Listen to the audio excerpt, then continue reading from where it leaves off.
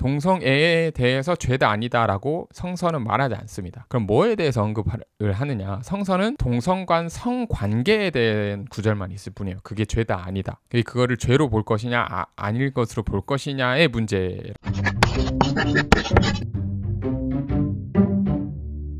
안녕하세요, 떠든 사람입니다. 오랜만에 방송을 켰는데요.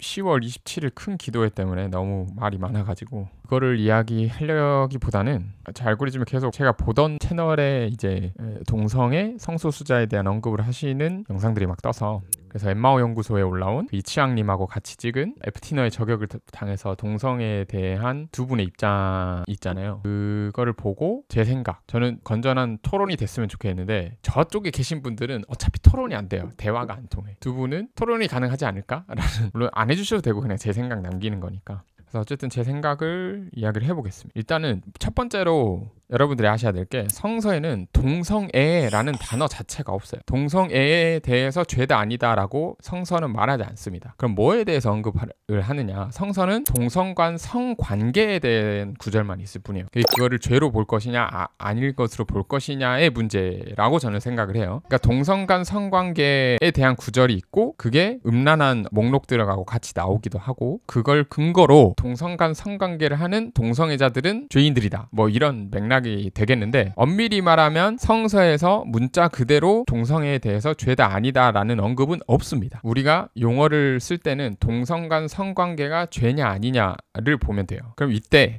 동성 간 성관계를 죄로 볼 거냐 아닌 걸로 볼 거냐, 이게 이제 중요한 해석의 포인트가 되겠죠. 성서 해석에는 여러 다양한 해석들이 있는데, 제일 첫 번째로 우리가 좀 조심해야 될 성서 해석법이 있습니다. 그게 문자주의 성서 해석인데, 문자주의 성석이라 하면 그래서 성경의 본문을 있는 그대로 문자 그대로 이해하고 해석하는 접근 방법. 이 방법론에서는 성경의 기록이 하나님의 영감에 의해 문자 그대로 참된 진리로 받아들여지며 본문의 의미를 비유적이거나 상징적으로 해석하는 것을 지양합니다. 지양. 가능한 한 직설적이고 직접적인 의미를 추구하는 거죠. 동성 간 성관계, 남색 여자끼리 성행위를 하는 거는 자연을 영리라, 순리에 역행한다, 뭐 이런 문자 해석을 그대로 갖고 와서 이제 동성 간에 그 남색을 하고 여성들끼리 이렇게 하니까 죄다라고 해석을 하는 거죠, 문자 그대로. 그런데 이런 문자주의 해석은 단점이 몇 가지가 있는데 그 중에서 오늘의 포인트는 한 가지만 가지고 올게요. 고대 문화적 맥락의 부족으로 인해서 고대 이스라엘 지중해 연안 사회의 맥락 속에서 쓰여진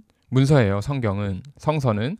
그래서 문자주의 해석은 이러한 문화적, 역사적 배경을 무시하고 본문을 오늘날의 독자에게 직접적으로 적용하려는 경향이 있다. 이게 딱 제가 말했던 거죠. 지금 한국에서 대다수 사람들이 동성애 차별금지법을 반대하는 이유로 이런 성서 해석법을 하는 거예요. 문자주의 성서 해석을. 그렇게 되면 어떻게 되냐? 성경의 의미를 오해하거나 왜곡할 가능성이 있습니다. 저는 대표적으로 이 성소수자 이슈 문제, 동성 간 성관계를 어떻게 해석하냐도 왜곡하고 있다고 생각을 해요, 저 개인적으로는. 그럼 성서를 해석하는 방법에 있어서 이런 문자주의 해석이 막 있어 왔어요. 중세도 이런 문자주의 해석을 해왔고, 근데 현대적 감성에서, 현대 신학에서 많은 지금 신학교들이 근본주의 신학이나 아주 극보수적인 신학교 교단을 제외하고서는 대다수의 신학교, 우리 대한민국도 마찬가지입니다. 한국도 이런 문자주의 해석은 지양합니다. 그럼 성서를 어떻게 해석하냐? 성서 비평학이라는 걸 배워요. 서기 방법론, 구약 서기 방법론, 신약 서기 방법론. 그러니까 성서를 해석하는 방법에 대해서 배우는 학문이고, 그 해석을 바탕으로 우리가 설교를 써야 되기 때문에 그런 해석 방법을 배우는 거죠. 저는 참고로 예장 통합 신학교를 다녔고 신대원을 신석방까지는 했고, 구약 서기 방법론은 제가 휴학을 하는 관계로 배우지 못했습니다. 예장 통합의 신학교에서도 이렇게 가르칩니다. 그리고 제가 알기로는 이치앙님이 나온 성서대학은 조금 더 보수적일 거예요.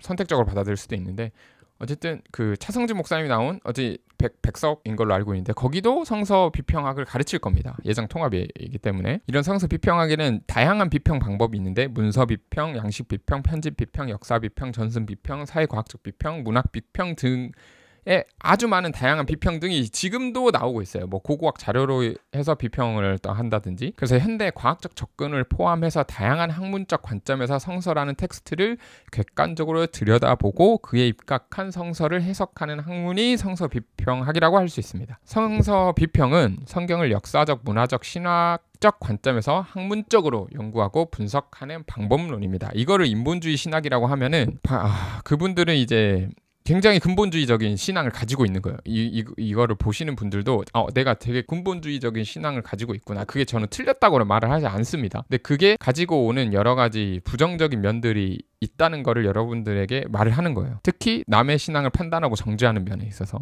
성서 비평은 성경 본문이 특정 시대와 문화적 배경 속에서 형성되고 편집되었음을 전제로 하는 거예요. 아까 문자주의 성서 해석은 성서가 하나님의 영감에 의해 문자 그대로 참된 진리로 받아들인데, 성서 비평은 그 전제가 아예 다른 거예요. 성서를 대할 때. 성경 본문이 특정 시대와 문화적 배경 속에서 형성되고 편집되었음을 전제로 하고, 그래서 그 본문이 발전도 해요. 전승되면서 바뀌기도 하고 발전도 하고. 그래서 성서 비평은 성경의 신앙적 경전으로만 이해하는 전통적인 접근을 넘어 문서의 기원, 전승 과정, 문학적 형식, 편집의 의도, 역사적 배경 등을 면밀히 분석하여 성경의 다양한 층위와 복합적인 의미를 밝히고자 하는 것입니다. 그래서 이렇게 성서 비평을 하면 본문의 기원과 그 속에 담긴 원래 의도를, 그리고 변화를 이해하려고 노력하는 게 이게 성서 비평인데, 그렇게 해서 성경의 본문을 더 깊이 이해하고 그 본문이 어떤 맥락 속에서 인간 공동체와 관계를 맺으며 전해져 왔는지에 대해서 풍부한 시각을 제공합니다. 딱 들어봤을 때 여러분들이 문자주의 성서 해석이 더 맞는 것 같아. 그럼 본인들은 근본주의적인 해석, 근본주의적인 신앙을 가지고 있다고 생각하면 돼요. 근데 성서 비평 을 받아들여서 성서 해석을 하는 게 더 맞는 것 같아. 그러면 오늘날의 많은 신학자들이 일부 극보수적인 근본주의적인 신학교를 제외하고 대다수의 성서학을 전공하는 학자들도 이 편에 서 있어요. 성서 비평학을 편에. 그러니까 여러분들이 어느 거가 더 맞다고 생각하는지 잘 판단하고 본인의 신앙이 어떤 결이구나라고 생각을 했으면 좋겠습니다. 저는 개인적으로 이치학님하고 엠마오님이 성서 비평학을 받아들일 것이라고 저는 생각을 해요. 이런 맥락에서 성서를 해석하고 성서 비평학을 받아들인다고 저는 생각하고, 그분들의 학교가 이 성서 비평학 안에서 성서를 해석하고 받아들인다고 생각을 합니다. 제 입장에서 그분들은 동성 간 성관계에 관한 성서 구절만큼은 문자주의적으로 해석을 한다고 보여집니다. 왜냐하면 그 동성 간 성관계를 죄로 보는 성서 텍스트를 그대로 현대에 갖고 와서 문자 그대로 적용하기 때문이죠. 그러면은 동성 간 성관계에 대한 구절들을 성서 비평학 관점에서 바라볼 때 어떻게 결론이 나야 되느냐? 성서에서는 현대에 이렇게 칠게요. 현대의 포인트가 있고, 현대의 동성 간 성관계에 대해서는 말하고 있지 않다라는 게 제 결론이고, 동성애는 애초부터 성서에서 말하고 있지 않다고 했죠. 왜냐하면 동성애는 사랑애예요. 사랑해서 동성 간의 사랑이에요. 그러니까 성서는 동성 간의 사랑에 대해서 말을 하고 있지 않아요. 동성 간 성관계에 대해서 그러니까 동성애는 성서에 의하면 죄가 아니에요. 동성 간 성관계도 저는 죄가 아니라고 봅니다. 성서 비평학의 근거들을 가지고 오면 첫 번째가 그거예요. 권력관계에서 이뤄진 행위, 그리고 이방제의. 근데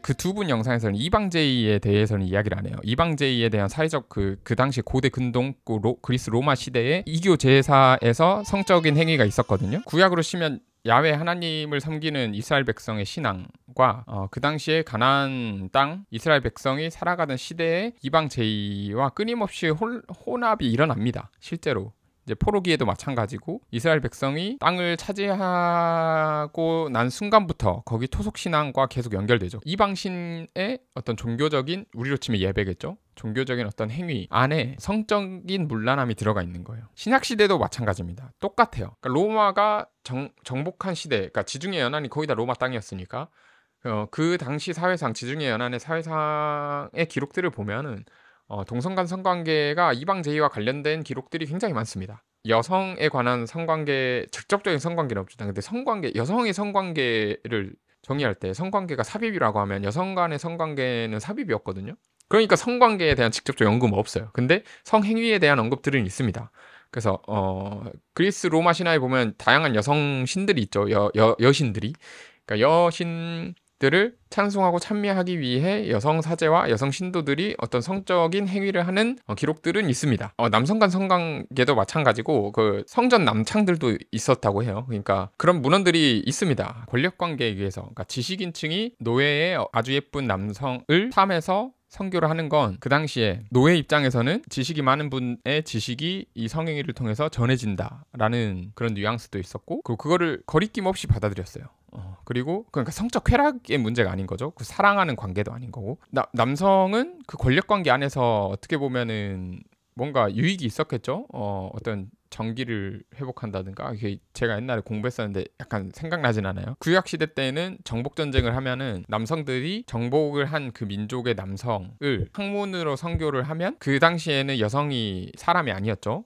인구수에도 카운트가 안 되고. 그러니까 이 사람은 남성이 아닌 사람이 되는 거예요. 그러니까 너는 이제 사람도 아닌 것이다. 라는, 나 정복했다. 너희는 우리 민족의 아래다. 너희는 사람도 아니다. 어떻게 보면 노예다. 뭐 이런 사회적 함의가 있는 거죠. 구약 시대고 신약 시대고 동성 간의 성관계에 대해서 이방 제의와 권력 관계에 의한 성관계라는 거는 비평적 근거, 사회 문화적인 맥락과 배경들을 보면은 그런 비평적 근거가 되는 거죠. 그래서 이런 고대 근동 사회의 사회적 맥락을 성서 비평적으로 가지고 와서 그 본문을 다시 들여다보는 거죠. 이제 이 감각하고 오늘날의 동성애라고 하는, 말 그대로 여러분들이 동성애라고 하잖아요. 그 애는 사랑 애자입니다. 이런 이방 제의와 관련된 것도 아니고 오늘날의 현대의 성관계, 동성 간 성관계는, 그리고 차별금지법에서 규정하고자 하는 많은 것들은 뭐 권력관계에 의해서 착취로 일어난 것도 아니고 이방 제의, 뭐 종교적인 의례로 해서 일어나는 것도 아니에요. 그냥 남자가 남자를 사랑하는 마음이 있고 그 사랑하는 마음 때문에 둘이서 스킨십을 하는 거죠. 애정행각, 사랑을 나누는 성행위를 하는 겁니다. 이거하고 성서에서 말하는 이방제의와 권력관계에서 이루어진 성행위하고는 아예 다른 겁니다. 그럼 결론적으로 뭐냐?